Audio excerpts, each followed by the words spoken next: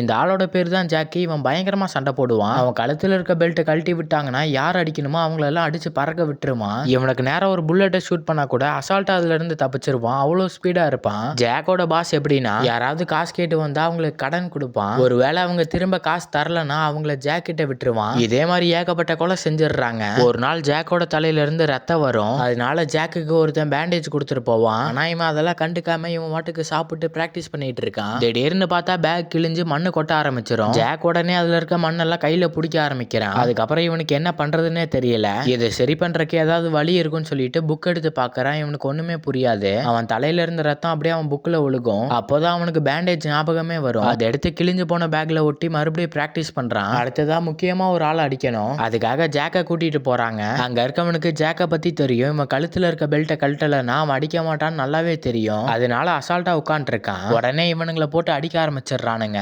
ஜாக்குக்கு என்ன பண்றதுன்னே தெரியல. அப்படியே நின்னு பார்த்துட்டு இருக்கான். இந்த பாஸ் சொட்ட மாட்டையும் உடனே அவங்களை எல்லாம் தள்ளி விட்டு வந்து அந்த பெல்ட்டை கழட்டி விட்டுறான். உடனே மிருகத்தனமா மாறி எல்லாத்தையும் பயங்கரமா அடிச்சு பறக்க விடுறான். அடுத்ததா ஒரு செகண்ட் ஹேண்ட் ஷாப்புக்கு கூட்டிட்டு போவாங்க. இவன் அங்க பார்க்கும்போது ஒரு பியானோ தெரியும். இதே மாதிரி அவன் புக்ல பார்த்தனால அது பக்கத்துல போய் ஒன்னு அழுத்தி பார்க்கறான். சவுண்டு கேட்ட உடனே பயந்து ஓடுறான். கரெக்டா அந்த இடத்துக்கு கண்ணு சரியா தெரியாத ஒரு ஆள் வருவான். சிரிச்சுட்டே அந்த பியானோல உட்காந்துட்டு பக்கத்துல ஜாக்கி உட்கார சொல்றான். அதுக்கப்புறம் இவனுக்கு வாசிச்சு காமிச்ச உடனே அவனும் ஒன்னொன்னா வாசிச்சு பாக்குறான். அதனால அவனை சுத்தி என்ன நடக்குதுன்னு மறந்துடுறான். ரொம்ப நேரம் கழிச்சுதான் அவனுக்கு அலாரம் சவுண்ட் கேட்கும். வந்து பார்த்தா இவனோட பாஸ் டீமே ஃபுல்லா அடிச்சு போட்டிருப்பாங்க. ஜாக்கோட பாஸ் ரொம்ப கோவத்துல இருந்தனால இவனுக்கு பனிஷ்மெண்ட் கொடுக்குறாரு. வெளியவே வர முடியாத மாதிரி கூண்டுக்குள்ள அடைச்சு வச்சிருக்காரு. ஒரு டைமுக்கு மேல பாஸ் கிட்ட எல்லாரும் காசு கரெக்டா கொடுக்க ஆரம்பிச்சிடுறாங்க. அதனால யாரையும் கொல்லணுங்கிற அவசியமே வரல. அந்த நேரத்துல ஒருத்தன் வந்து ஜாக்க ஃபைட்டுக்கு விட்டு காசு சம்பாதிக்கலாம்னு சொல்லி ஐடியா கொடுக்குறான். நேரா ஜாக்க ஃபைட்டுக்கு கூட்டிட்டு போறாங்க. இவனோட ஆப்போனன்ட் இது வரைக்கும் தோத்ததே கிடையாது. ஜாக்கும் கேஷுவலா ஸ்டேஜுக்குள்ள போறான். ஃபைட் ஆரம்பிச்ச 3 பஞ்சிலே அவனை கொன்றுறான். அப்போ அந்த பாஸுக்கு நிறைய காசு கிடைக்கும். அந்த பாஸ் கார்ல உட்காந்துட்டு உனக்கு என்ன வேணும் அப்படிங்கிற மாதிரி ஜாக்க பார்த்து கேட்கறான். ஜாக் அவனுக்கு பியானோ வேணும்னு சொல்லுவான். கரெக்டா அந்த நேரத்துல ஒரு ட்ரக் வந்து இவங்க காரை இடிச்சிரும். ஒரு கேங் வந்து இவங்களோட காரை பயங்கரமா ஷூட் பண்ணிட்டு போயிடுறானுங்க. அதுல அந்த பாஸும் டிரைவர் இறந்து போயிருவாங்க.